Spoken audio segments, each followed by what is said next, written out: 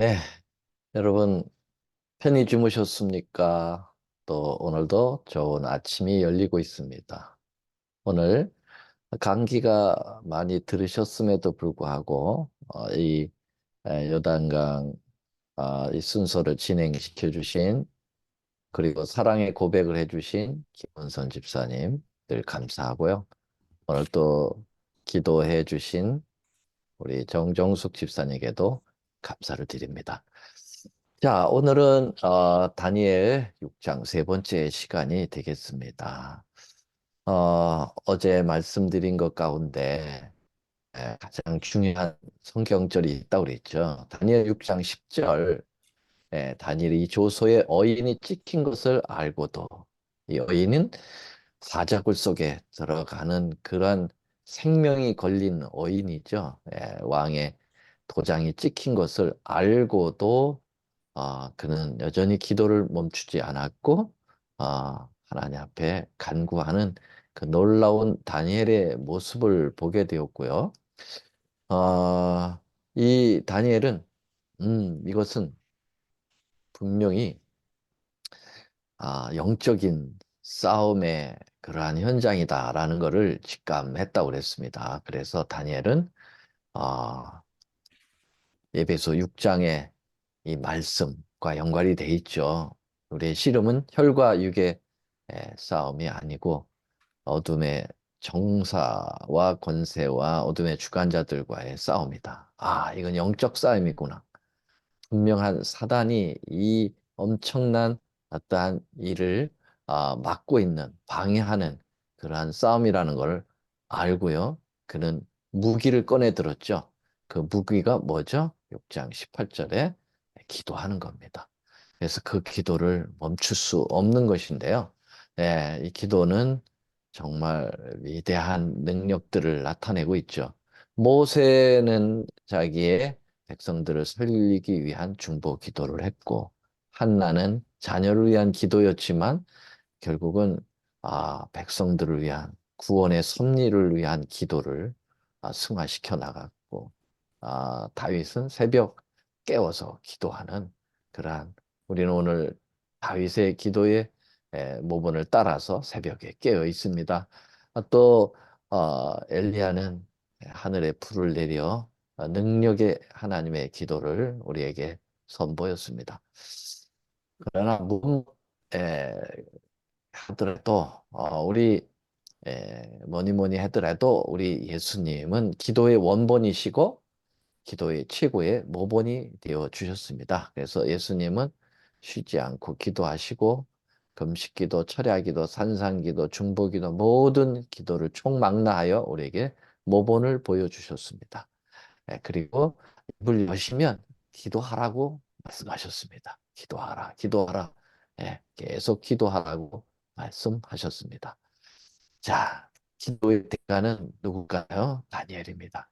다니엘은 기도의 사람입니다. 그래서 다니엘 2장, 6장, 9장, 10장에 걸쳐서 그의 정말 멋진 기도, 정말 감동적인 기도, 능력의 기도를 우리는 에, 발견할 수가 있게 되는데요. 자, 바둑에도 정석이 있듯이 기도에도 정석이 있습니다. 이 정석, 예, 원칙이라는 거죠. 예, 이 기도의 가장 기본이라는 거죠. 수학에도 이 정석이 있듯이 말이죠. 예. 자, 우리와 똑같은 성경을 가진 다니엘을 통한 기도의 정석을 배우려고 하는 것입니다. 다니엘 6장 10절이 바로 이 기도의 정석의 본문입니다. 다니엘 6장 10절 참 중요한 성경절 같아요. 자, 오늘 뮤트를 하시고 여러분 다니엘 6장 10절 다시 한번 우리 목소리 내어서 읽고 시작을 해볼까요? 시작. 다니엘이 이 조서에 어인이 찍힌 것을 알고도 자기 집에 돌아가서는 그 방에 예루살렘으로 향하여 열린 창에서 전에 행하던 대로 하루 세 번씩 무릎을 꿇고 기도하며 그 하나님께 감사했다. 자, 이 다니엘 6장 10절의 말씀 속에 기도의 정석이 다 들어 있습니다. 그래서 이것을 제가 텍스트로 삼은 겁니다. 자, 그럼 기도의 정석, 첫 번째가 뭘까요? 예, 첫 번째는 어떤 상황에서라도 기도를 쉬지 말라라는 겁니다. 예, 우리가 이미 살펴본 대로 다니엘이 조서의 어인에 찍힌 것을 알고도 생명이 걸린 것을 알고도 그 기도를 쉬지 않았다라는 거죠. 예, 기도라는 것은 하나님께 올리는 기도는 생명과도 같아요. 그래서 생명을 걸 만한 기도죠. 어떠한 상황에서도 기도를 멈춰서는 안 된다라는 것을 이 기도의 정석 첫 번째 원리로 우리는 생각할 수가 있겠습니다. 사무엘상 12장 23절에 여러분 이 성경절 많이 대하셨죠? 나는 너희를 위하여 기도하기를 쉬는 죄를 여호와 앞에 결단코 범하지 아니하고 선하고 의로운 도로 너희를 가르칠 것인즉. 사무엘은 기도를 하다가 쉬는 것은 죄다. 그렇게 얘기했어요. 예. 그래서 이것은 결단코 범해서는 안 된다. 예. 내가 이것을 너에게 가르친다. 그래서 기도의 정석 이를 가리켰는데요. 그게 쉬어서는 안 된다. 뭐 우리가 에, 데살로니가 전서에 있는 말씀도 있죠. 예. 항상 에, 기뻐하라. 쉬지 말고 기도하라. 범사에 감사하라. 쉬지 말고 기도하는 것입니다. 근데 저는 여기서 증명을 좀 해보고 싶어요. 기도하다가 쉬는 것이 죄다. 어떻게 해서 그렇게 죄가 되죠? 네. 로마서 6장 23절의 말씀에 보면은 죄의 싹은 사망이라고 그랬습니다. 네, 그리고 종로의 계단에 보면 기도는 영혼의 호흡이라고 그랬거든요. 자, 여러분, 호흡이 멈추면 어떻게 될까요? 죽는 겁니다. 그래서 기도를 멈추면 마치 숨을 멈추는 겁니다. 영적인 숨을 멈추는 거예요. 그러니까 죽죠. 그러니까 죄의 싹이 사망이니까 죄라는 말이 영적 사망에 이르게 된다고 하는 것을 증명하고 있습니다. 그래서 이건 참 심각한 거죠. 기도를 쉬는 건 죄니까 말이죠. 네, 그건 사망에 이르는 거죠.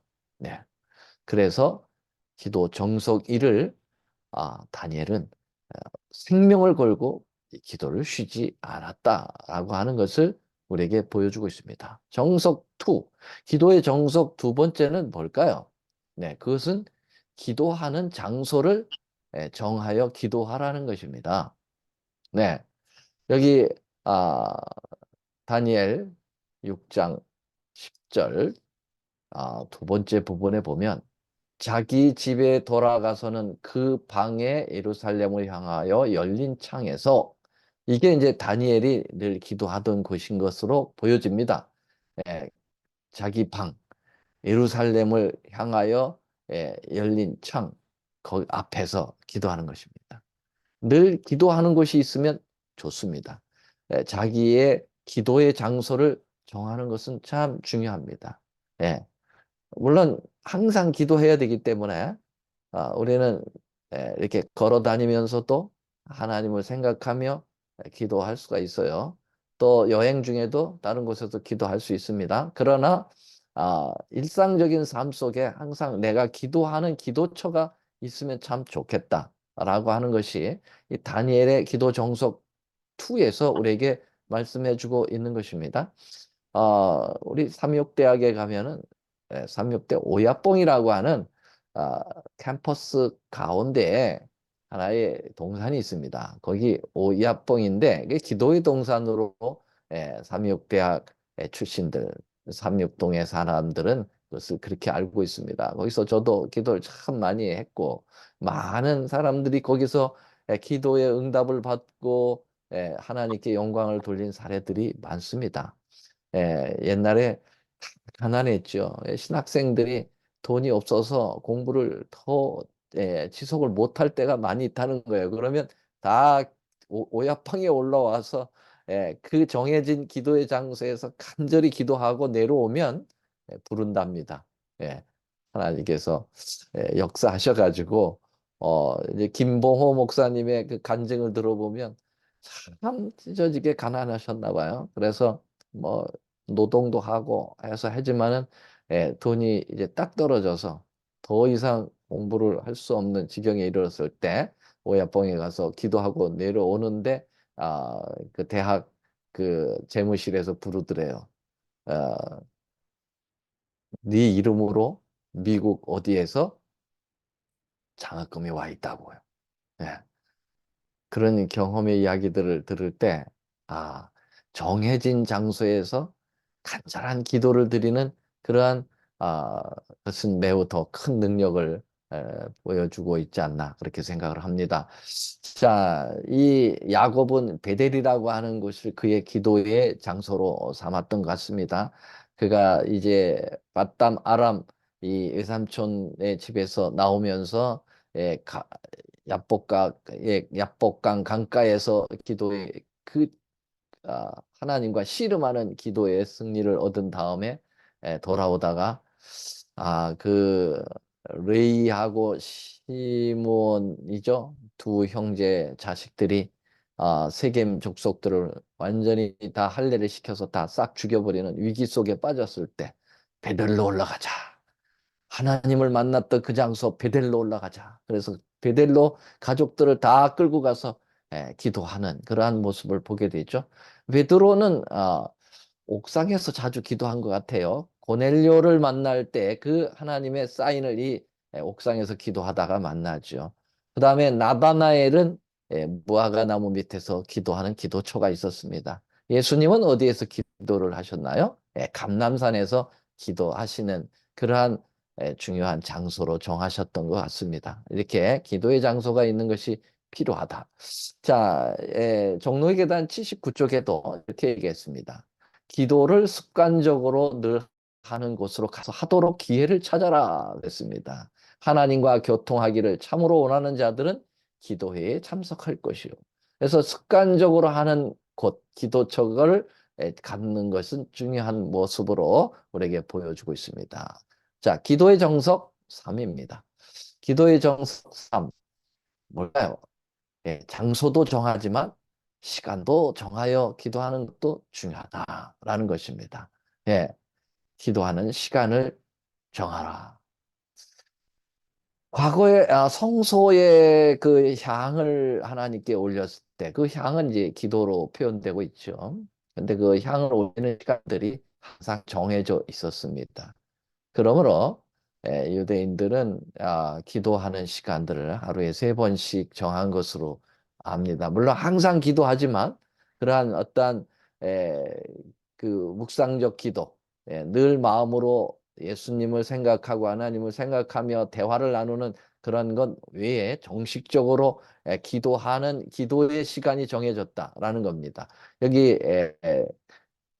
다니엘 6장 10절에 하루 3번씩 무릎을 꿇고 기도했다라는 표현이 나옵니다. 새벽, 정오, 저녁, 기도의 향불이 붙이는 시간이 따로 있었다는 것입니다.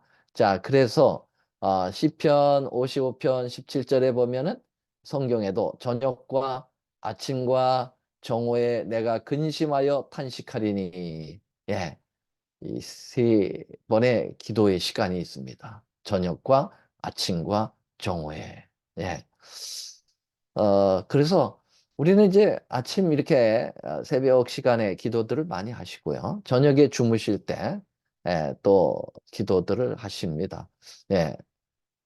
그런데 이제 정오의 기도는 예, 잘 안 하게 되죠. 그래서 정오의 기도 시간을 좀 만들었으면 좋겠어요. 그냥 제가 생각하는 건데, 정오의 시간에 딱 알람을 요새 이제 셀폰이 알람 기능이 있으니까 알람을 했다가 아 알람이 딱 울리면 기도하는 시간이구나.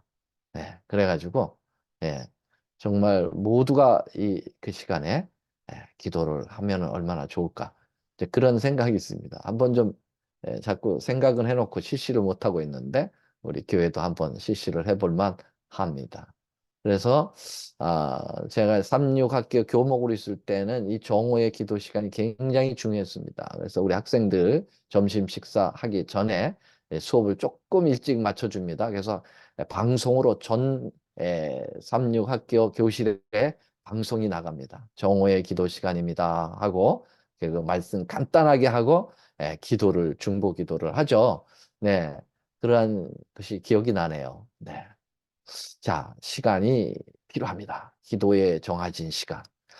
에브라함 링컨은 그 남북 전쟁 중에서도 그 막사에 흰 수건을 때가 되면 꼭 걸어 놓는다고 그래요. 그러면 이 대통령의 막사에 수건이 딱 걸렸다. 그건 기도하는 시간이라는 겁니다. 흰 수건을 걸어 놓고 어떠한 누구도 이 시간에는 에, 나를 부르지 마라. 나 면담할 저기가 없다. 이 시간에 내가 기도하는 시간이다. 일일이 설명하지 않아도 수건이 걸려 있으면 기도하는 시간이라는 것을 알았다는 것이죠. 이렇게 기도의 시간을 정하여 기도하는 것. 기도 정석 3번입니다. 기도 정석 4번을 말씀드리겠습니다. 이게 왜 안 움직이네.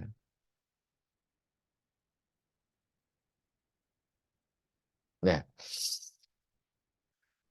기도하는 자세는 가급적 무릎을 꿇고 기도하라. 자세도 중요하죠. 예.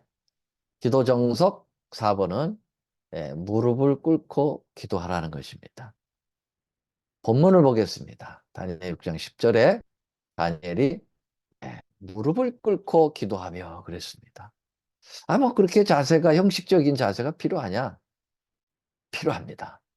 필요하지 않으면 성경에 그렇게 자주 무릎을 꿇으라는 표현이 왜 있겠습니까? 여러분, 자세도 마음을 이끌어내게 되고, 마음이 자세를 이끌어낼 수도 있습니다. 양쪽 다 영향을 줍니다. 그래서 여러분, 무릎을 꿇는 것은 뭘 의미합니까? 굴복을 의미합니다.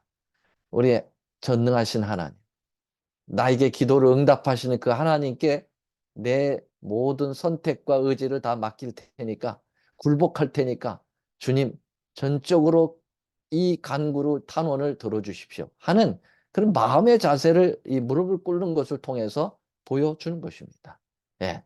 여러분, 드러누워서 기도하는 거 어떻게 생각하세요?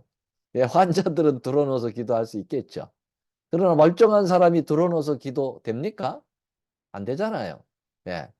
무릎을 꿇는 것은 하나님 앞에 정말 자신을 겸허하게 낮추는 그런 마음을 끌어낼 수도 있다는 겁니다. 무릎을 꿇고 기도합시다. 가급적. 아유, 저는 요새 뉴마티스 때문에 어렵습니다. 예, 그런 건 이해입니다. 예, 연세가 많으신 분들 안 하면 무릎 못 꿇어. 예, 그건 이해입니다. 하나님 다 아시죠? 예, 그러나 꿇으실 수 있는 분은 가급적 무릎을 꿇어 주시기 바랍니다. 그래서 우리 교회에서도 그 대예배 시에 이제 기도하자 할 때 가급적이면 무릎을 꿇어달라고 가급적이라는 말을 붙입니다. 네. 자, 마태복음 22장 42절에 보면은 기도의 가장 위대한 모본자이신 예수님도 이 기도의 정석 4번을 잊지 않으셨습니다. 저희를 떠나 돌 덜진 만큼 가서 무릎을 꿇고 기도하. 우리의 기도의 모본자이신 예수님도 무릎을 꿇었거늘 우리가 무릎을 꿇는 기도의 자세가 필요합니다. 여기 에스라 9장 5절에 보면 에스라 시절에 에스라가 정말 탄원합니다. 너무 여기 보면 에스라 9장 6절에 보면 나의 하나님이여 내가 부끄러워 낯이 뜨뜻하여 감히 하나님을 향하여 얼굴을 들지 못한다. 왜요? 그 이스라엘 백성들이 우상 숭배에 빠지고 이방 여자들과 결혼을 하고 막 이런 사례들이 너무 많기 때문에 너무 하나님 앞에 창피해 가지고 예, 정말 얼굴을 들지 못한다. 그러면서 무릎을 꿇고 나의 하나님 여호와를 향하여 손을 들고 기도한다. 그렇게 얘기했어요. 예. 겸손하고 부끄럽고 자기의 죄됨을 고백하는 모습이 바로 무릎을 꿇는 모습이죠. 네. 또 스테반은 죽어가면서도 하나님께 기도하죠. 나에게 돌을 던지는 저 백성들 용서해 달라고. 예, 정말 그 생명을 하나님께서 지켜달라고. 오히려 그런 자기를 죽이는 사람을 위하여 기도하는 예수님의 그 기도의 모습을 따라서 하는데요. 무릎을 꿇고 크게 불러 가로되. 그래서 죽어가면서도 기도할 때 무릎을 꿇었습니다. 자, 바울은 에베소 지도자들과 밀레도에서 송별 기도를 하고 있습니다. 제3차 선교 여행을 마치고 돌아가는 길에 밀레도에서 에베소의 지도자들 불러서 마지막 송별 기도할 때도 무릎을 꿇고 저희들이 모두 함께 기도했습니다. 그래서 여러분 교회 가서 묵상기도 처음 들어가서 묵상기도 할 때에도 저는 앉아서 이렇게 기도하는 것보다는 무릎을 꿇고 하나님 저 왔습니다. 제 마음을 완전히 굴복합니다. 주님 말씀 주십시오. 은혜 주십시오. 참 좋겠더라고요. 그래서 류마티스 관절염 없는 분들은 교회 오시자마자 무릎을 꿇어보세요. 확실히 다릅니다. 네, 마음이 달라져요. 네. 자, 우리 유명한 시가 있죠. 여러분, 낙타의 시. 이 시가 참 우리에게 의미가 있습니다. 날이 저물면 낙타는 모래벌판에 무릎을 꿇는다. 종일 지고 다닌 무거운 짐을 내리게 하여 휴식을 얻을 수 있기 때문이다. 나의 영혼아, 해가 지고 날이 저물 때 너도 무릎을 꿇으려무나. 그래야 내 주인께서 내 짐을 드러내시고 내게 휴식을 주신다. 만약 그대가 짐을 진 채로 온 밤을 지샌다면 어떻게 태산 같은 내일을 새날로 맞이할 수 있을 것인가? 날이 새면 낙타는 다시 무릎을 꿇어 그 주인으로 하여금 짐을 지우게 한다. 그리고 벌떡 일어나 사막길을 힘차게 간다. 네, 나의 영혼아 온동이 트거든 너도 무릎을 꿇어 네 하나님께서 내게 일과를 주시게 하라. 그분이 내게 너무 큰 짐을 결코 지우지 아니하실 줄을 확신하여라. 아유, 이게 누가 시를 썼는데 아주 잘 썼네요. 네, 참 감동적이죠. 네, 이렇게 무릎을 꿇어서 하나님 앞에 짐을 받을 수 있도록 해 드려야 된다라는 거 참 좋은 표현입니다. 자, 기도의 정석 다섯 번째입니다. 기도의 정석은 기도의 방향이 분명하게 하라. 기도의 방향이 있어야 돼요. 여러분, 기도의 방향이 다 하늘을 향하는 거 아닙니까? 그렇죠? 우리가 다 하늘을 향하여 기도를 하는데 다니엘은 여기 보니까 예루살렘을 향하여 기도합니다. 물론 다 하늘에 계신 하나님께 드리는 기도지만 마음이 예루살렘에 있다라는 뜻이죠. 다니엘은 비록 바벨론 포로로 끌려와서 바벨론에 살고 페르시아에 살아도 마음이 예루살렘으로 가 있다는 말입니다. 그래서 다니엘은 우리가 어떤 위치에 있어도 우리의 마음은 하나님이 성전이 있는 그곳을 향하여 기도한다. 그것도 참 좋습니다. 여러분들이 어디 다른 여행을 갈 때, 예수 기도할 때, 내가 다니는 성전이 어느 방향이지? 그렇게 해서 한번 기도를 드려볼 필요도 있죠.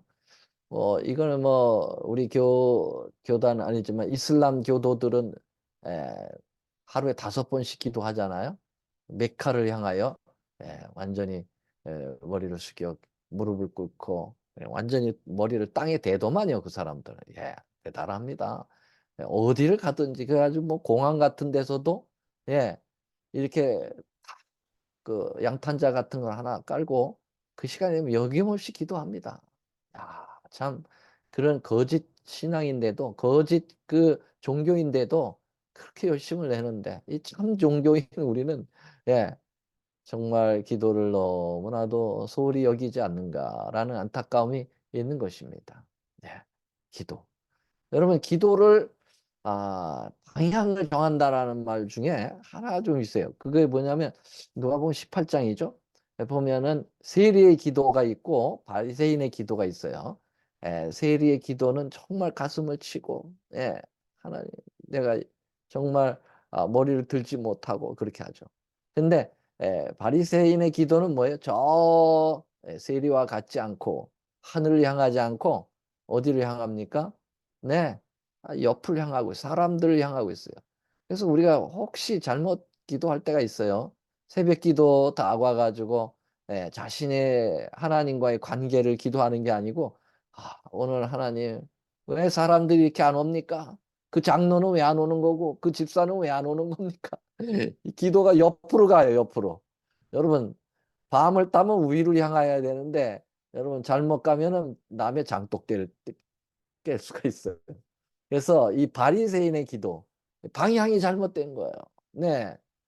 인간을 의식하여 기도하지 말고 자신과 하나님과의 기도를 해야 되죠. 네. 이런 기도의 방향도 매우 중요하다. 네. 자, 마지막으로 기도의 정석 여섯 번째는 기도의 내용의 대부분을 중보적 기도를 되게 하라라는 겁니다. 이거는 텍스트, 우리 다니엘서 6장 10절의 말씀을 따오진 않았어요.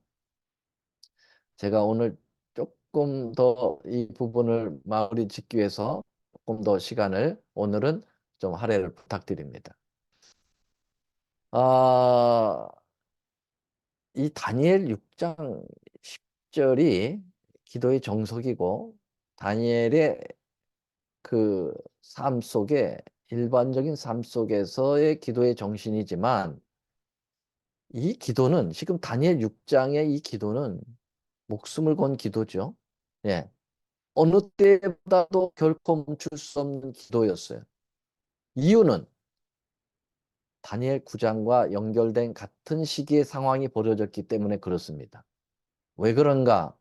다니엘 6장과 다니엘 9장은 다리오 원년 538년 같은 시대에 일어난 사건이라고 성경은 나와 있습니다. 다니엘 9장을 잠깐 열어볼까요? 여기 보면 메대족 속 아하수의 아들 다리오가 갈대아 나라 왕으로 세움을 입던 원년에 일어났다. 그렇게 얘기했어요. 네. 근데 다니엘이 지금 여기서 중요한 기도를 시작합니다. 왜 그러냐면 다니엘이 이렇게 했어요. 아, 우리를 잡아온 나라 바벨론이 망했어요. 그리고 페르시아가 들어섰습니다. 다니엘이 답답한 거예요. 우리를 잡아온 바벨론이 망했는데 우리는 언제 고국으로 돌아가나. 이렇게 포로 생활로 계속 있고 우리의 그 나라 예루살렘의 성전이 무너진 대로 황폐된 채로 저렇게 방치되어 있다면 언제 메시아가 오는 것을 준비시킬 수 있겠는가? 라는 간절한 다급함이 있었습니다. 그래서 그가 성경을 연구합니다. 혹시 우리가 돌아가는 연도가 나올 수 있나 하고 보니까 여기 보니까 에레미야에 임하신 그 연수를 깨달았다. 에레미야서를 공부한 거예요. 여러분, 우리가 지금 다니엘서를 공부하듯이 다니엘도 예언서를 공부했어요. 에레미야서라고 하는 예언서를 공부한 거예요. 그래서 보니까 에레미야 29장 10절에 뭐가 나와요? 나 여호와가 이같이 말하노라 바벨론에서 70년이 차면 내가 너희를 권고하여 돌아오겠다. 돌아오게 하겠다. 다니엘이 여기서 70년 만에 돌아간다. 그러면 계산하지 않겠어요? 우리가 잡혀온 지가 얼마나 됐나? 다니엘은 아주 민첩한 사람, 명석한 사람입니다. 그래서 자기가 끌려온 해를 기억해 보니까 605년 BC입니다. 예. 그리고 자기가 지금 70년 만에 돌아가겠다고 하는 예레미야서를 발견한 그 해가 바로 538년이라고 그랬죠. 다리오 원년 빼면 67년이에요. 그러면 70년에서 67년이 됐다. 그러면 3년 남은 거죠. 와, 3년 안에 우리는 돌아가겠구나. 근데 이 예레미야 예언은요, 절대적 예언과 조건적 예언이 있는데, 조건적 예언은, 절대적 예언은 그냥 무조건 예언된 대로 이루어지는 거예요. 세상이 어떻게 돌아가든지 그 예언은 그냥 이루어지는 거예요. 그건 뭘까요? 뭐 예를 들면 재림이죠. 예수님 재림하신다라고 하는 예언. 이거는 언젠가는 분명히 이루어지는 거예요. 그때는 하나님께 정해져 있지만은 재림이 우리가 어떻게 하든 안 하든 간에 이루어오신다든지 안 오신다든지 없어요. 그냥 그 재림은 절대적 예언입니다. 그런데 예를 들면 조건적 예언이 있어요. 그는 요나가 니느웨에 가서 40일 만에 무너진다. 너희들 회개하라. 요건 조건적 예언입니다. 예, 무너졌습니까? 안 무너졌어요. 왜? 회개했다고 했기 때문에. 회개했잖아요. 왕서부터 막 모든 문무백관서부터 짐승까지 다 베옷 입혀가지고 회개해가지고 40일 만에 무너진다는 성이 안 무너졌잖아요. 이건 조건적 예언이에요. 그러면 이스라엘 백성들이 왜 바벨론에 끌려왔습니까? 예, 여러 가지 이유가 있지만은 예, 우상 숭배에 빠져 있고 하나님을 떠났기 때문에 하나님이 사랑에 매를 댄 거예요. 징계를 하시는 겁니다. 그럼 정신을 차리면 돌아오게 하는 거죠. 그럼 정신을 차리려면 뭐 해야 돼요? 기도해야 됩니다. 조건적 예언이거든요. 그러니까 다니엘은 저희가 민족의 선지자로서 중보 기도를 시작한 겁니다. 그래서 얼마나 그 처절한 기도가 다니엘 9장에 오는지 모르겠어요. 그리고 내가 이같이 말하여 기도하며 내 죄와 및 내 백성 이스라엘의 죄를 자복하고 내 하나님의 거룩한 산을 위하여서 내 하나님 여호와 앞에 간구할 때 곧 내가 말하여 기도할 때 그렇게 했어요. 그래서 지금 다니엘이 쫙 이 기도를 하는 거예요. 왜냐하면 이스라엘 백성들이 돌아가는 그러한 중대한 사건이 걸려있는 그러한 기도를 하고 있는 거거든요. 그러니까 마귀가 이 기도를 멈추게 해야 되잖아요. 그래서 다니엘 6장 같은 동시대의 사건, 이 사자굴 사건을 마귀가 만든 거예요. 그 뭐 수석 총리를 없애려고 하는 부총리들의 계략이 아니에요. 예. 그들을 통해서 일을 하는 거지만 말이죠. 그 뒤에는 사단이 이 엄청난 이 기도를 막기 위해서 예, 사자굴 굴 이 사건을 만들어 놓고 지금 예, 기도를 아, 멈추게 하는 그 역사적인 것이죠. 그래서 다니엘의 이 기도는 더더욱 멈출 수가 없었어요. 예.